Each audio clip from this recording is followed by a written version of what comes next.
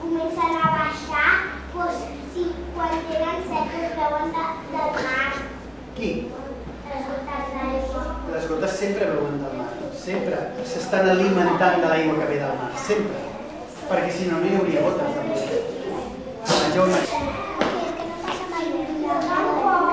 Com que no passa mai un milagro? Mare Déu, que com és que no passa mai un milagro? No ho sé, la veritat és que no ho sé. No ho sé. Diguem que els miracles no són... no tenen a veure, no és meteorologia. No. A veure, explicar-me què és un huracà. Jo sí, que l'huracà és tormenta. Què és un huracà? Aire que es molt semblant a un tornado, quan tenen una cosa, és molt aire que gira cap a un cantó tot. Algú més sap explicar-me què és un huracà? Un huracà és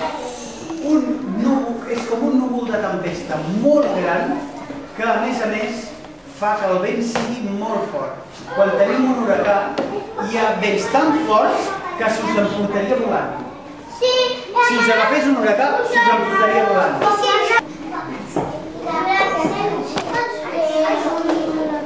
Què és un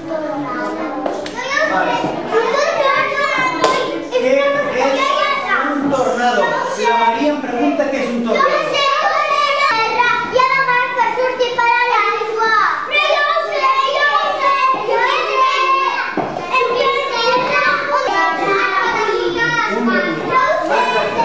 Un tornado, què és?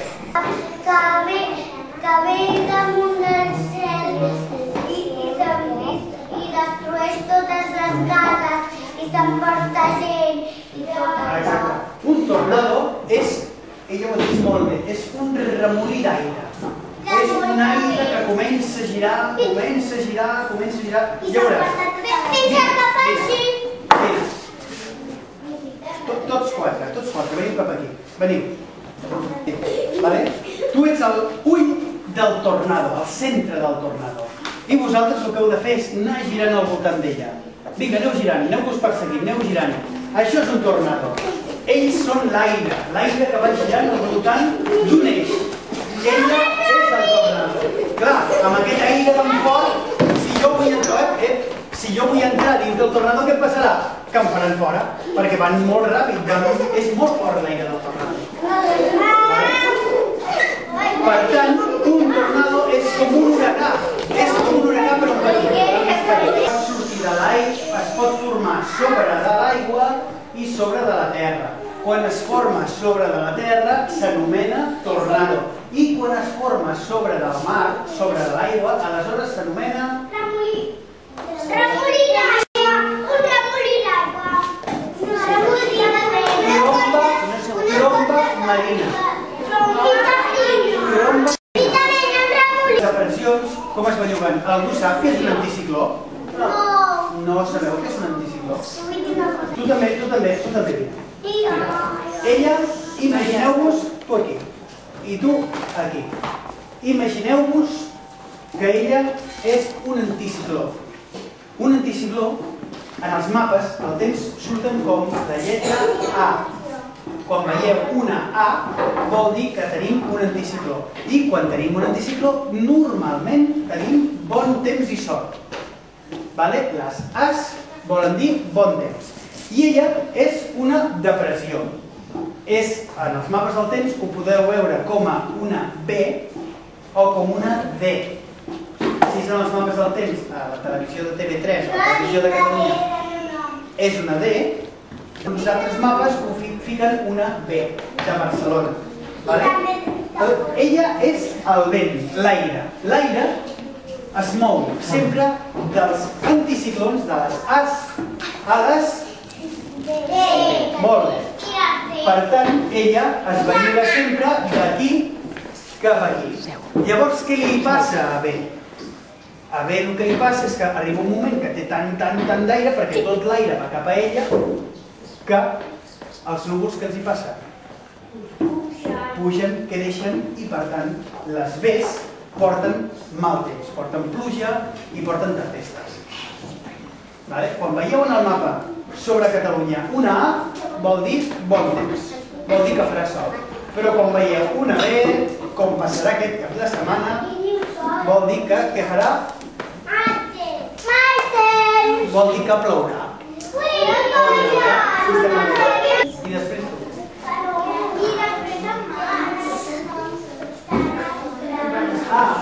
Molt bé, és veritat, que jo sé que sabeu el nom dels vents. O els hauríeu de saber, perquè a mi m'ha explicat la professora que us ha explicat els noms dels vents. Els noms dels vents els coneixem gràcies als pescadors. Són els pescadors els que van posar nom als vents.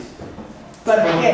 Perquè ells necessitaven saber, evidentment, avui en dia els barcos no funcionen, la majoria d'ells no funcionen amb vela, però antigament sí, tenien unes veles. I aquestes veles com es movien? Amb el vent. Per què? I per això és per això que els vam posar nom en els vents. Tenim el vent del nord. El vent del nord es diu... Tramuntana. Molt bé, sí senyor. El vent del nord es diu tramuntana, aquí a Catalunya. També tenim el vent del sud. Com es diu el vent del sud? Com es diu? Soterrani. Es diu mitjorn. També tenim el vent de l'est. Com es diu el vent de l'est? Per on surt el sol? Per l'est o per l'est? Surt per l'est. Per tant, el vent de l'est es diu llevant. Perquè el sol es lleva. I en canvi, el vent de l'oest Es diu sud-oest? no, Ponent. es diu ponent perquè el sol es pon per l'oest. Us heu de mentalitzar cau la neu, igual que la pluja. Ja ho hem explicat, molt bé. Però molt més poc a poc. Igual. Exacte, cau igual que la pluja, però com que els blocs de neu són més grossos i tenen molt d'aire dintre, cau a poc a poc. I com es Perquè són més grossos que les gotes de pluja. Doncs els núvols com es mouen? Com creieu que es mouen? Sí, senyor. Els núvols es mouen perquè hi ha vent. I el vent el que fa és empènyer els núvols. I per tant els núvols... Qui em sap dir quants colors té l'arbre de Sant Martí? El segon. El tercer. El quart. El cinquè. El sisè. El setè. El vuitè. Que expliquen de l'arbre de Sant Martí. Diuen, l'arbre de Sant Martí, diuen que allà on neix l'arbre de Sant Martí hi ha un follet amb una olla plena d'or. Però ningú mai ha trobat aquest follet. I ningú l'ha trobat mai perquè si algun dia veieu un arbre de Sant Martí i us intenteu apropar a l'arbre de Sant Martí, veureu que l'arbre de Sant Martí sempre està a la mateixa distància de vosaltres. Mai arribareu al lloc on neix l'arbre de Sant Martí. Per tant, mai podreu trobar el follet. Per què no? Perquè tal com nosaltres ens aproximem a l'arbre de Sant Martí, ell s'allunya. Perquè és així. Perquè ell no vol que trobeu l'olla d'or. Clar. El follet se l'emporta. Perquè a mi em sembla que si un dia algú troba l'olla d'or, ja no hi haurà mai més arbre de Sant Martí. Perquè el follet s'enfadarà i dirà, doncs ja no hi ha més arbre de Sant Martí.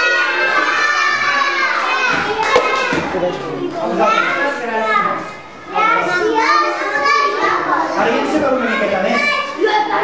Ara les profes, saps què faran? Us preguntaran cada dia tot el que he explicat.